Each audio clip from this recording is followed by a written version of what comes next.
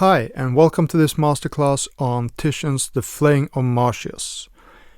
One of the things that really stands out with this painting is the same thing as you can see in late Rembrandt, and it has to do with this,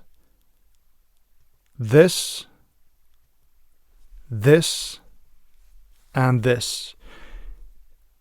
In short, what Titian does is to really, quote-unquote, flatten a lot of areas so that they recede and more important things can be present. Let's take a look at Marsyas himself here. Same thing going on here. To really emphasize the knife and the flaying of Marsyas, this area and this whole area is really being toned down, really being pacified. Not much activity in those areas at all, so that that arm and that knife really does the job.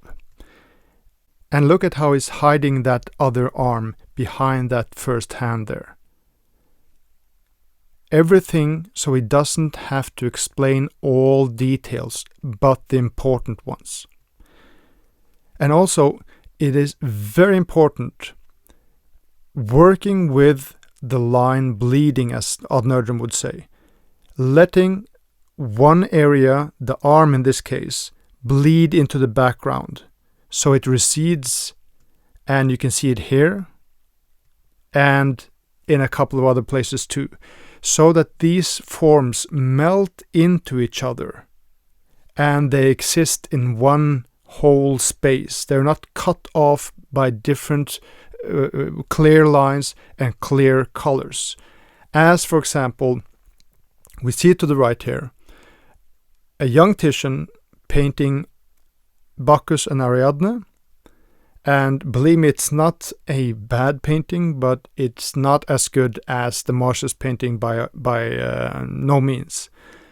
What happens here to the right, and that will be a great job to make all the arrows if I should do that, is that there are so many lines, so many clear lines that separate the different figures and different objects from each other compared to the Marsyas painting. You can see that these figures in Marsyas melt together with the environment and they all belong in that space. So he works with toning down and pacifying large areas. But of course, as you see in the arrow on the person down to the left there, he has to have some detail that really gives the form volume. If not, it just becomes flat. If it's only these pacified areas, then the whole thing becomes flat. He needs some of those details to really bring the volume out. You see it on the crown of the king there, and the clothing of the king. And there are some numerous other things around in the painting where there's suddenly some detail that pops out, but not too much, so it's still within the same space as the figures are existing in. Look at that man there, just behind him. Strange guy.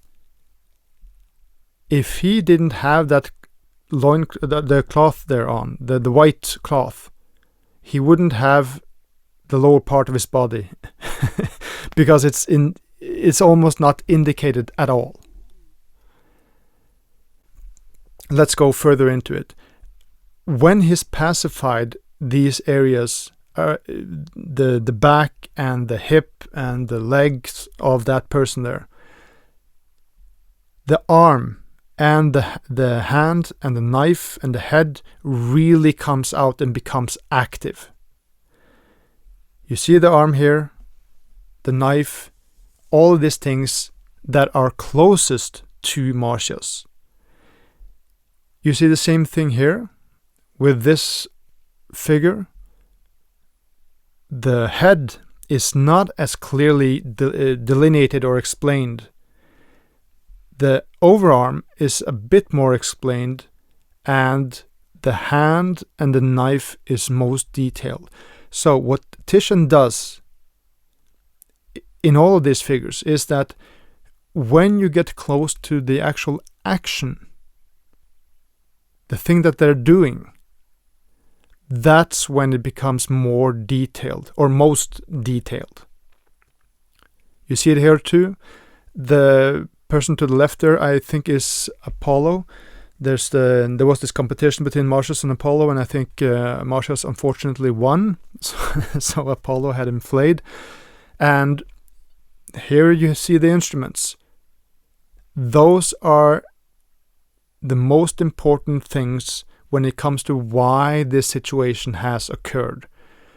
And you can see that the head and the lower hand also, I would say, is not as detailed or as given as much emphasis as the upper part, the upper hand, and the flute there. Thank you for checking out this video from the School of Apelles. To watch the full video and access our premium library, go to caveofapelles.com/subscribe and become a $10 patron. That's caveofapelles.com/subscribe.